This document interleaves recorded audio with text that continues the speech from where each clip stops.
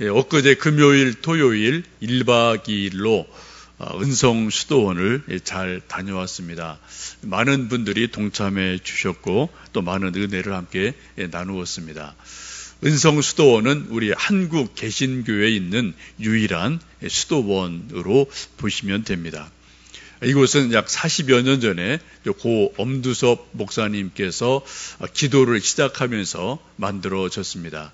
약 40년 전 자가용이 없던 시절에 서울에서 목회하시고 주말에 버스 타고 포천 운악산 밑에 골짜기로 목사님 홀로 가셔서 밤새워 기도하고 여러 가지 하시면서 뜻을 같이 하는 사람들이 한 사람, 두 사람 모여서 기도를 하면서 40여 년간 기도가 쌓여 있는 그러한 곳이기도 합니다.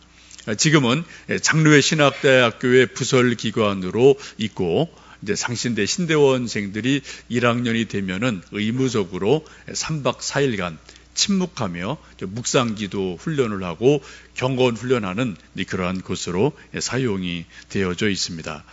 이곳은 일반 기도원과는 다르게 좀 일반 기도원은 막 북적북적하고 사람들이 막 모여서 와글와글하고 이런 게 좀 생동감이 있는 것이 일반 기도원의 모습이죠. 근데 이제 은성 수도원은 전혀 다른 컨셉을 가지고 있어요. 거기서는 침묵을 합니다.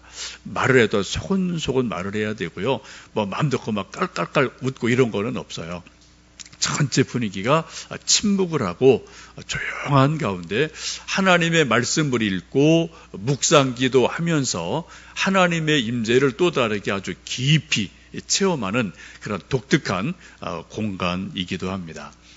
여러분 80년대, 90년대 신앙생활을 해보신 분들은 적어도 뜨거운 열심이 있으셨던 분들은 한 번, 두 번 오살리 올라가셔서 금식기도를 해보신 경험이 있고 또 한월산 이천성 목사님 계실 때 올라가셔서 또 금식하건 아니면 또 방언기도 한다고 열심히 기도하셨던 그러한 체험들이 나름대로 있으실 겁니다.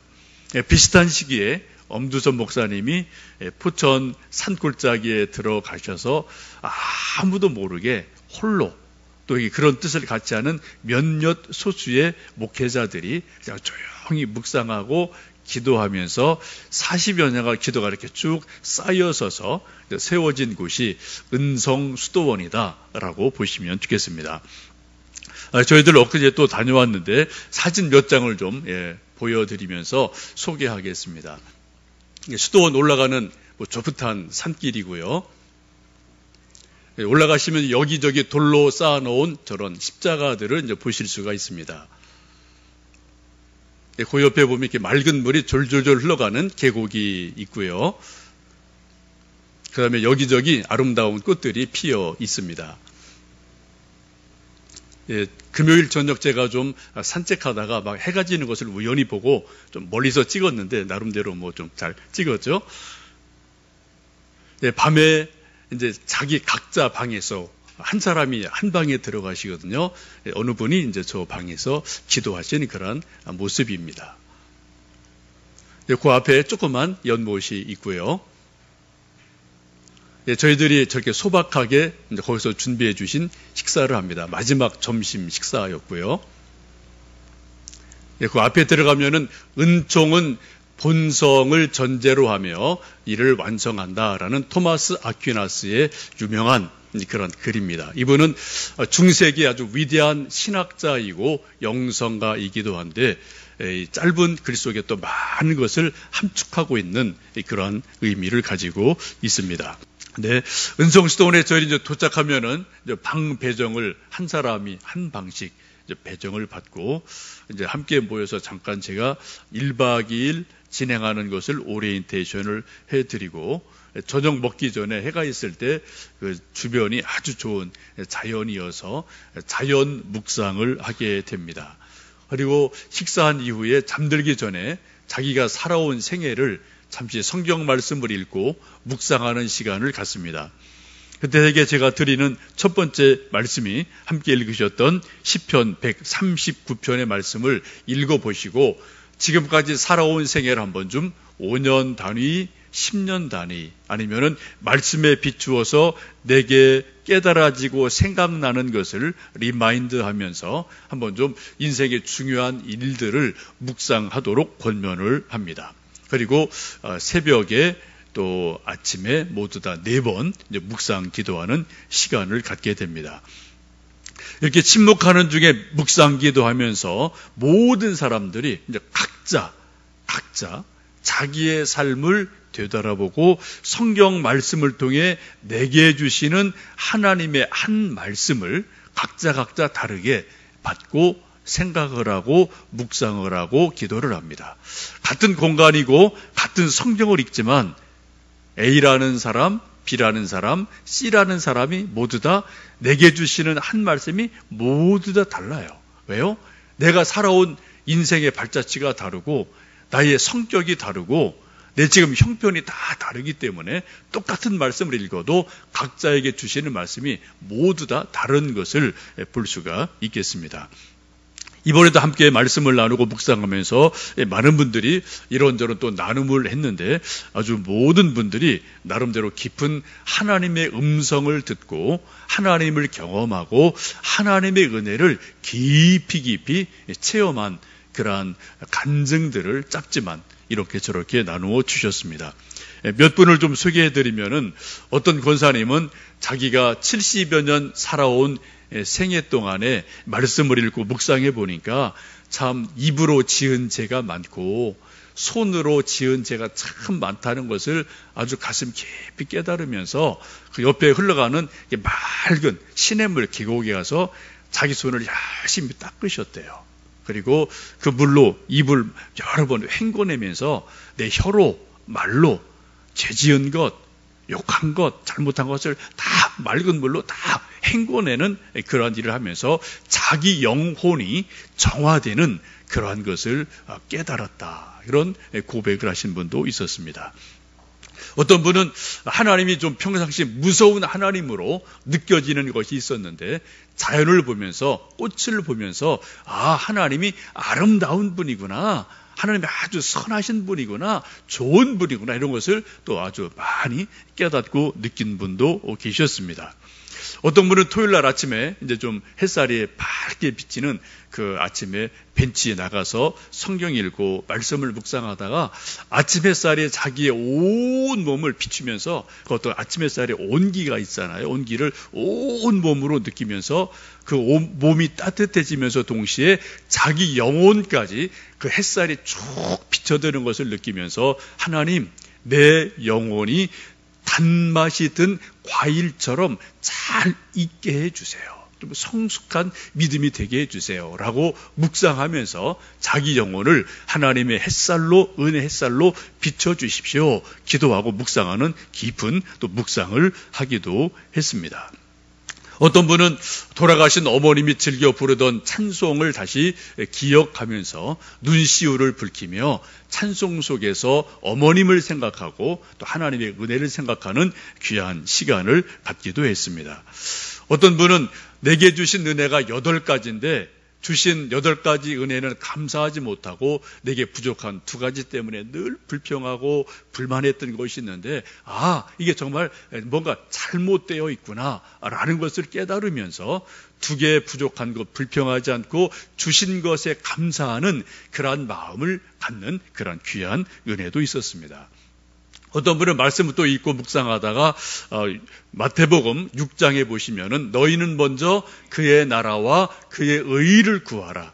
그리하면 이 모든 것을 너희에게 더하시리라. 이런 말씀이 있는데 정말 내 생에 온 몸을 다해서 온 마음을 다해서 이 말씀처럼 정말 내가 하나님을 먼저 구하는 그러한 삶을 진짜 진심으로 한 번이라도 살고 싶다. 그렇게 하나님에게 절대 내가 말씀을 순종한다면 하나님이 또 말씀하신 것처럼 뭔가 내 속에서 말씀의 역사가 나타나지 않겠느냐, 이런 것들을 도전받으며 기도하는 그런 분도 있었습니다. 어쨌든 올라가신 많은 분들이 각자 자기에게 주시는 한 말씀을 듣고 깊이 묵상하고 도전을 하고 또 정리가 되고 또 기도를 하고 또 식어졌던 마음들이 뜨거워지는 그러한 시간들을 1박 2일 짧은 시간이지만 함께 갖고 또 나누면서 은혜를 나누었습니다. 제가 이런 고백들을 함께 짧게 나누면서 많은 분들이 성경 말씀을 읽고 성경 말씀을 통해 뭔가 생각이 바뀌었구나, 뭔가 깨달음이 이렇게 저렇게 있구나 라는 것을 함께 올라간 모든 분들이 함께 느끼면서 감사했습니다. 우리가 기도할 때 그런 기도를 많이 하죠. 하나님, 좀 저에게 은혜 좀 주세요. 하나님의 큰 은혜를 좀 제가 받고 싶습니다. 제게 은혜를 주세요. 은혜 주세요. 우리가 기도하는 많은 기도의 내용이 가만히 이렇게 좀 줄여보면, 요약하면 사실은 하나님 내게 은혜 주세요. 이게 기도의 핵심이죠. 그렇죠? 여러분, 은혜가 무엇이 은혜입니까? 방언하는 게 은혜죠. 환상을 보는 게 은혜죠. 신비 체험하는 게 은혜죠. 분명히 맞습니다. 그러나 은혜 중에 가장 큰 은혜는 하나님 말씀을 읽다가, 하나님 말씀을 묵상하다가 내게 주시는 한 말씀을 깨닫는 겁니다. 내게 주시는 한 말씀을 듣는 거예요. 그리고 하나님이 이 성경을 통해 내게 이런 말씀을 주시는구나, 내게 이런 깨달음을 주시는구나, 내가 이런 생각을 고쳐주시는구나. 이것이 바로 은혜 중에 가장 큰 은혜입니다. 여러분, 우리가 기도하고 하나님 은혜를 주세요 기도하시는데요, 은혜를 여러분 멀리서 찾지 마세요. 어떤 신비로운 어떤 신비 체험에서만 찾지 마십시오. 이게 분명히 그쪽에는 은혜가 분명히 있어요. 저도 방언합니다. 저도 신비 체험 나름대로 몇 번 한 게 있습니다. 그게 분명히 은혜예요. 그러나 여러분, 가장 큰 은혜, 가장 중요한 은혜가 뭐냐? 하나님의 말씀이 내게 주시는 하나님의 말씀으로 이해되는 것, 믿어지는 것, 내게 주시는 한 말씀으로 들려져서 내 생각이 바뀌어지는 것, 뭔가 깨달음이 있는 것, 이것이 가장 큰 은혜라는 것을 우리 모두 다 알 수가 있을 겁니다. 시편 49편 20절에 존귀하나 깨닫지 못하는 사람은 멸망하는 짐승 같도다라고 말씀합니다. 세상적으로 아무리 존귀하고 높은 관직이 있고 지식이 많고 돈이 많고 뭐가 많다 하더라도 존귀하지만 깨닫지 못하는 자는 뭐라고요? 하나님 보실 때 짐승과 똑같다는 거예요. 동물이라는 겁니다. 우리가 하나님의 형상대로 지음받은 영적인 존재이기 때문에 우리가 세상에 조금 가난하고 뭔가 조금 부족할지라도 영적 깨달음이 있는 사람은 하나님 보실 때 존귀한 자라는 거죠. 보는 눈이 확 달라요. 세상에서는 돈 많은 사람, 권력 있는 사람이 존귀한 사람이에요. 하나님은 그렇게 안 보십니다. 하나님은 하나님의 말씀을 듣고 깨닫는 사람, 말씀에 대해서 반응하는 사람, 이러한 사람이 존귀한 사람이라고 분명히 성경은 말씀을 합니다. 여러분, 깨달음이 없는 사람이 변화가 없거든요. 그날이에요. 1년 가도 그날이고요, 10년 가도 그날입니다. 아무런 변화가 없어요. 그냥 세월만 그냥 흘러가는 것에 불과할 뿐입니다. 그러나 우리가 깨달음이 있으면 어떤 변화의 터닝 포인트가 되거든요. 성장이 되거든요. 궤도 수정이 되거든요. 뭔가 새로운 일이 깨달음을 통해서 우리에게 다가오는 일들이 일어나기 때문에 그렇습니다. 우리 부모들이 자녀들, 학교 다니는 어린 자녀들 키우면서 큰 고민이 공부 문제죠. 부모님들은 뭐 하여튼 시도 때도 없이 좀 공부해라 뭐 이 방법 저 방법 뭐 다양한 방법으로 하여튼 애들 공부 좀 하라고 격려하고 또 잔소리해요. 또 맛있는 간식 사주는 것도 사실은 뭐 공부 잘하라는 뭐 일종의 뭐 뇌물 성격이 있는 거죠. 그죠? 하여튼 뭐 직접적이든 간접적이든 공부해겠죠. 우리 부모들의 자녀를 향한 뭐 간절한 마음이고 잔소리지 않습니까? 근데 애들이 조금 움직여도 안 움직이거든요. 조금 하다 뭐 또 잘 안 되지 않습니까? 이게 왜 그렇습니까? 애들이 깨달음이 없는 거죠. 요즘 우리가 말하는 소위 자율학습이 뭐예요? 많이 뭐 학원도 강조하고 뭐 어디도 자율학습 뭐 세미나도 많은데 자율학습이 뭡니까? 학생들, 아이들 스스로 공부해야 되겠구나라고 깨달으면은 부모님 잔소리가 더 이상 필요하지 않습니다. 왜요? 내가 깨달았으니까. 공부해야지 뭔가 되는 걸 아니까. 근데 이것이 사실 참 힘든 거죠. 여러분 학창시절 다니실 때 정말 공부 열심히 해야 되겠구나 많이 생각하셨죠? 또 깨달은 바도 있었을 겁니다. 여러분 그게 생각처럼 쉽지가 않거든요. 사실 그렇죠. 그런 걸 깨달으면 여러분 벌써 인생 철든 거예요. 더 이상 우리 부모가 고민할 거 없지 않습니까? 우리 신앙도 마찬가지 아닐까요? 하나님이 우리에게 성경을 통해서 또 목사가 계속 설교를 통해서 순장님들이 계속 이런저런 걸 통해서 이렇게 합시다 말하지만 다 마이 동풍이거든요. 그냥 지나가는 거예요. 왜요? 내 속에 들려지지 않기 때문에, 내 속에 깨달음으로 다가오지 않기 때문에 그렇습니다. 우리가 예수님께서 말씀하신 복음서를 읽어보시면 예수님 수많은 설교하셨습니다. 기적을 베푸셨습니다. 엄청나게 많은 비유를 말씀해 주셨어요. 그런데 사람들이 심지어 제자들도 그것을 알지를 못해요. 그래서 예수님 이렇게 탄식하는 부분이 아주 많습니다. 너희도 아직까지 깨달음이 없느냐라고 제자들에게 말씀하시면서 그 다음에 뭐래요? 애프터스쿨을 하시죠. 다시 제자들 모아놓고 이 비유는 이런 거다 알았느냐? 그때서 이제 알겠습니다라고 제자들이 그 후에 비로소 조금 깨달은 것들이 있지 않습니까? 여러분 깨달음이 없으면 영적인 눈이 뜨이지를 않습니다. 새로운 변화가 우리에게 있을 수가 없습니다. 새로운 하나님의 좋은 일이 우리에게 일어날 수가 없습니다. 영적 깨달음을 얻는 가장 좋은 방법이 뭡니까? 성경 읽고 곰곰이 묵상하고 기도하는 거예요. 다른 방법이 없어요, 여러분. 그냥 가만히 있는다고 영적 깨달음이 온다면 얼마나 좋겠습니까? 그렇게 되질 않거든요. 우리가 자나깨나 끊임없이 우리는 성경 읽어야 되고 또 성경 붙들고도 끙끙거려야 되고 이 뜻이 뭔지 좀 고민해야 되고 내게 주시는 말씀이 뭔지 좀 우리가 생각을 해야 되는 일들이 있죠. 하나님을 경험하는 삶이라는 책에 함께 공부하는 분들 여러분 계시는데 그 책에 계속 반복해서 하는 말씀이 뭐예요? 하나님께서는 성령 안에서 성경을 통해서 기도할 때 환경을 통해서 교회를 통해서 또 믿는 사람을 통해서 혹은 설교를 통해서 우리에게 계속 말씀을 하시거든요.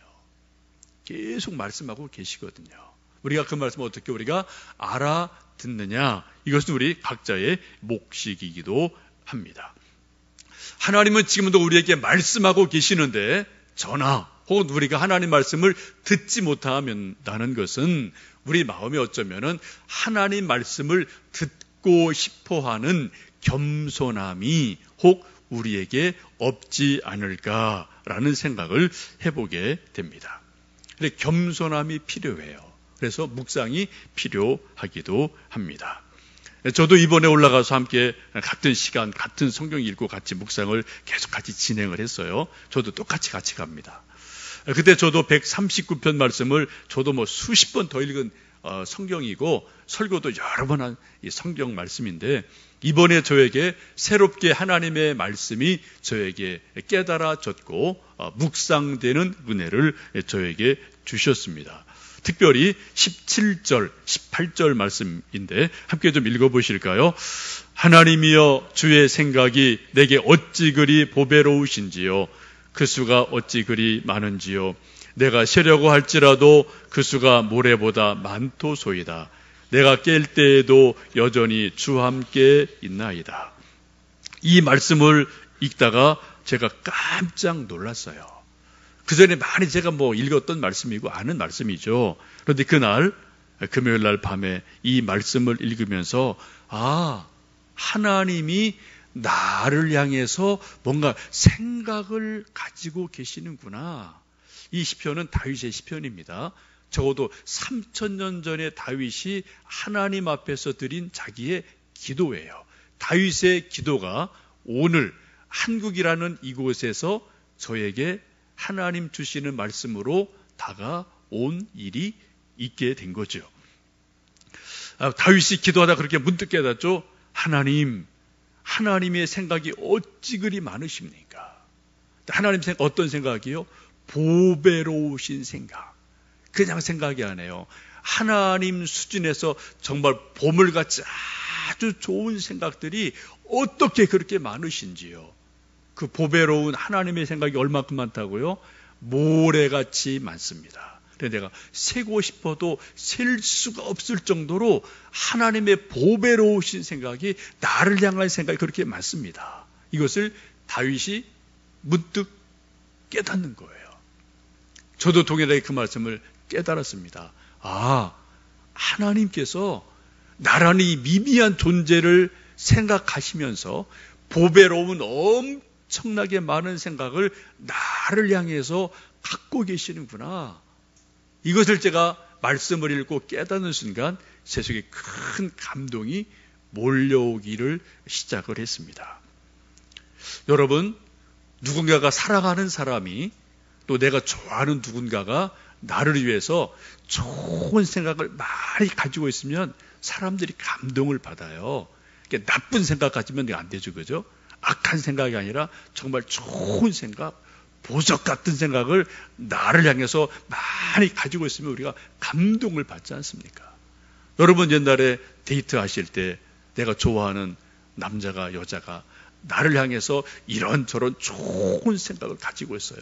어떻게 하면 상대방을 좀 기쁘게 할까, 행복하게 할까, 많은 생각이 있는 것을 이렇게 뭔가 표현이 되어지고 말하다 보면 이렇게 좀 나타날 때 있잖아요. 그때 어때요? 감동을 먹거든요. 행복해지거든요.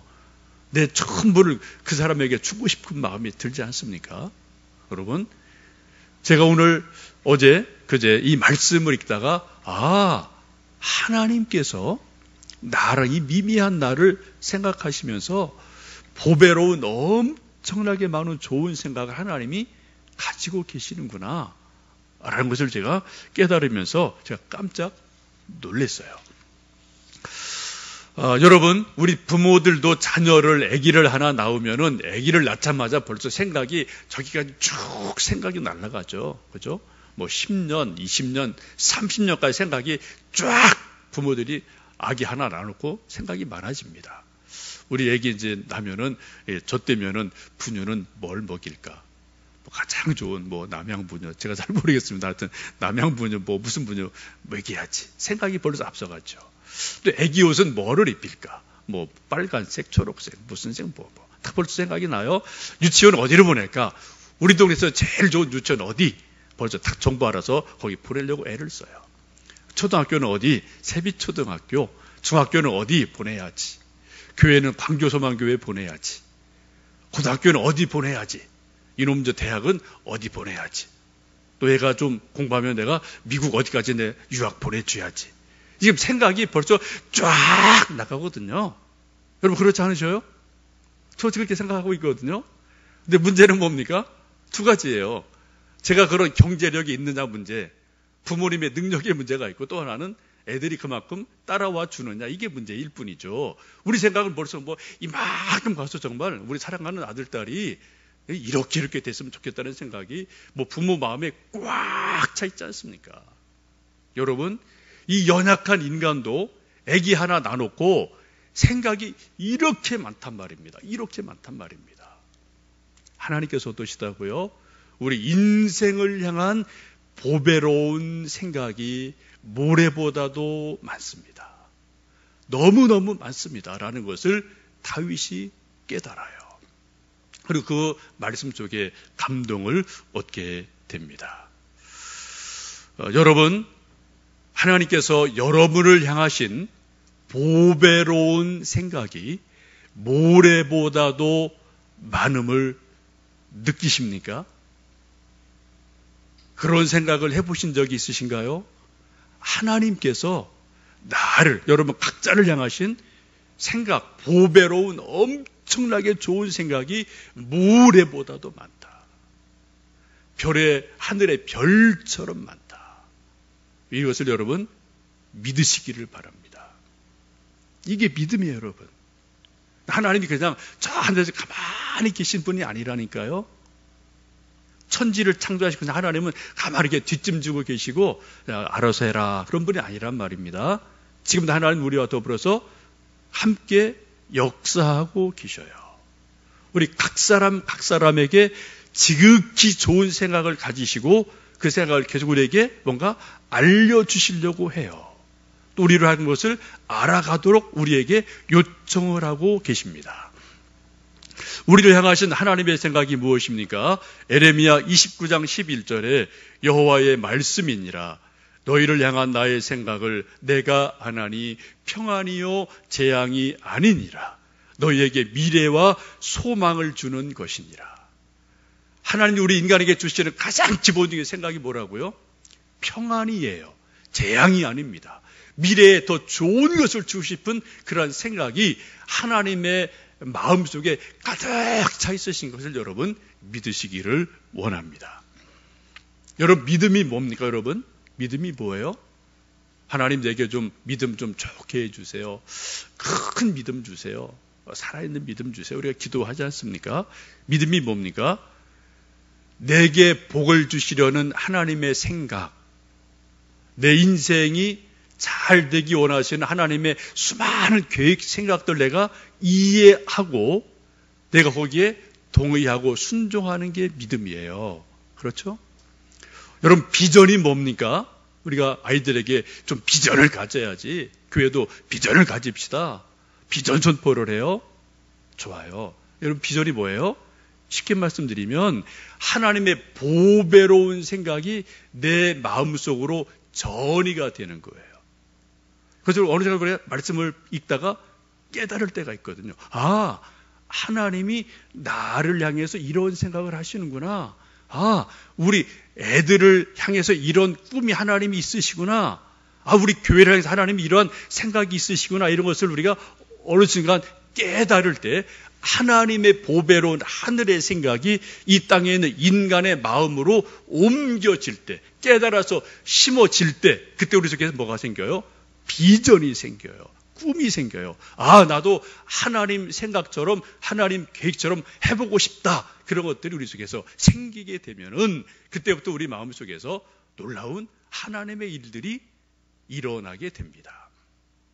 여러분 비전은 사람의 머리에서 짜내는 게 아닙니다.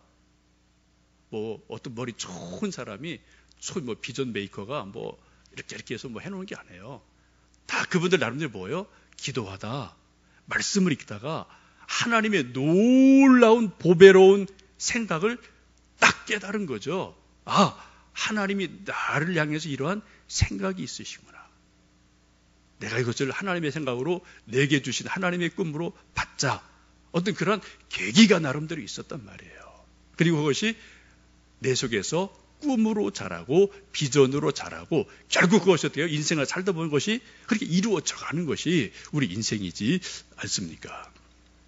여러분 믿음이 좋아지려면 내 생각을 계속해서 하나님의 생각으로 바꾸어 가셔야 돼요. 자꾸 갈아타셔야 돼요. 이것이 믿음이 성장하는 거고 성숙하는 것이죠. 근데 우리는 가끔 보면 이건 저도 마찬가지예요. 우리는 가끔 반대 방향으로 갈 때가 참 많습니다. 내 생각이 너무 확고해요. 내 생각이 너무 분명해서 하나님 생각도 내 생각으로 맞춰야지 내가 안심이 됩니다. 우리 대부분 기도가 여러분 뭐예요? 하나님 복 주세요, 은혜 주세요, 뭐뭐 해주세요. 근데 그 기도의 주체 내용을 보면 뭐예요? 우리가 하나님께로 우리가 올라가야지. 이런 기도보다 뭐예요? 하나님이 좀 내 생각으로 좀 이렇게 해주세요라고 하나님 끌어내리는 게 많거든요. 그렇죠? 내 생각 포기 잘 안 해요. 기도하면서. 내 생각대로 하나님이 해 주셔야지 기도응답인 거예요. 내 생각이 꺾이거나 내 생각이 포기되는 거는 기도응답이 아닌 걸 우리는 생각할 때 참 많아요. 그래서 우리가 하늘로 올라가기보다는 하나님 생각을 내 생각을 끌어내리는 것이 사실은 우리 기도의 대부분입니다. 여러분 그렇지 않으십니까? 제가 제 기도에 보면 그런 게 되게 많고 더 많거든요. 하나님께로 올라가자. 하나님 생각으로 올라가자. 이것도 있는데 이것보다는 하나님 제 생각은 이거거든요. 이렇게 해 주셔야 돼요. 라고 제 스케줄대로 하나님 생각을 끌어가려고 하거든요. 여러분 어떤 게 진짜 기도입니까? 여러분, 우리가 하나님의 생각으로 내 생각을 갈아타는지, 내 기도를 올려드리는지, 내 생각 바꿀 용의가 있는지 그걸 보셔야 돼요. 이거 없으면 여러분 변화 아무것도 없습니다. 하나님은 내 생각에서 계속 머무는 거거든요. 믿음이 뭐예요? 내 생각을 포기하고 하나님의 생각으로 갈아타는 거죠. 하나님의 생각이 어디에 있습니까? 성경에 다 있거든요. 하나부터 10가지, 100가지 성경에 다 있거든요. 그래서 우리가 성경 읽으면서 하나님의 말씀을 깨닫게 됩니다. 하나님의 생각이 얼마나 크고 많으신지 이사야 55장은 이렇게 말씀합니다. 하나님을 만나려면은 불의한 생각을 버리고 하나님께로 나아와라. 그리하면 만나리라. 하나님을 만나려면 전제 조건이 있어요. 뭐라고요? 인간의 나의 불의한 생각을 버려라. 이게 이사야 55장의 말씀입니다. 내 불의한 잘못된 생각을 버리면 그만큼 하나님을 만난다라고 말씀합니다. 근데 참 이게 쉽지가 않죠. 내 불의한 생각이든 내 선한 생각이든 내 생각을 버리기가 쉽질 않아요. 그럼 내가 죽는 것 같아요. 내가 손해보는 것 같아요. 내가 망할 것 같아요. 여러분, 그렇지 않습니다. 하나님의 생각은 이사야 55장에 어떻게 말씀합니까? 하늘이 높음같이, 땅보다 높음같이 하나님의 생각은 높으시다, 선하시다 라고 이사야 55장은 계속해서 말씀하고 계시거든요. 이제 여기서 우리의 고민이 있는 거예요. 하나님의 생각은 하늘같이 높으셔요. 우리 생각은 늘 땅에 있습니다. 이걸 어떻게 서로가 조화를 만들어 가느냐, 이게 믿음이지 않습니까? 여러분, 정말 믿음의 성숙을 원하십니까? 믿음의 성장을 원하십니까? 뭔가 인생의 새로운 전기를 맞기를 원하십니까? 그렇다면은 여러분, 생각을 바꾸십시오. 누구 생각으로요?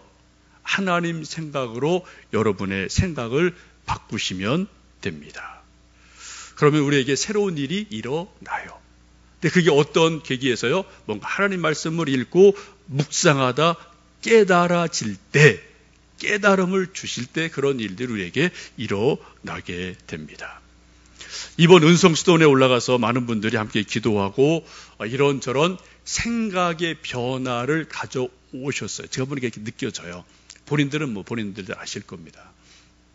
그러면서 뭐가 일어나요? 하나의 매듭이 지어지고 하나의 터닝 포인트가 만들어지면서 신앙 성장의 계기가 되고 신앙 성숙의 계기가 되는 거죠. 저도 이 말씀을 읽고 쭉 또 이제 그 앞뒤의 말씀을 또 새벽에 또 오전에 말씀을 쭉 읽어보니까 저는 개인적으로 성경 쭉 본문 몇 가지 가운데서 생각이라는 단어가 계속 저에게는 계속 제 눈에 보여졌어요. 성경 읽다가. 제가 그 말씀을 쭉 읽고 묵상하면서 제 인생을 돌아보고 깨닫는 것은 하나님의 보배로운 엄청나게 많은 생각이 내 속에서 이미 이루어진 것이 참 많구나. 그걸 제가 발견했습니다. 제 살아온 인생 중에서 50여 년 인생을 쭉 뒤돌아보니까 하나님이 하나님의 보배로운 생각 이때 이렇게 이미 해 놓으셨구나. 이렇게 이루어 주셨구나. 구체적인 제 인생의 사건 일들 속에서 이렇게 하나님 하신 게 제 눈에 보이더라고요. 여러분은 잘 모르시죠? 제 인생이니까. 그러면서 뭐가 생겨요? 소망이 생겨요.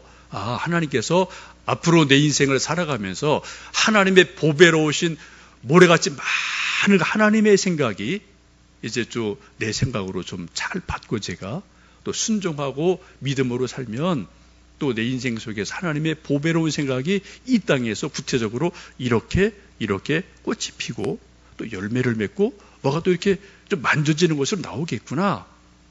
이런 것들이 제게 소망으로 다가오는 아주 귀한 은혜의 시간을 갖게 되었습니다. 여러분, 인생이 복스러운 인생이 되기를 원하십니까? 믿음이 뭔가 조금은 성장이 있고 성숙하기를 정말 원하십니까? 그 첫 발걸음은 생각을 바꾸는 겁니다. 어떻게 해요? 내 생각에서 하나님 생각으로 갈아타는 거예요. 하나님 생각이 어디 있습니까? 성경에 다 있어요. 우리가 모른다고 말하면 안 돼요. 그죠?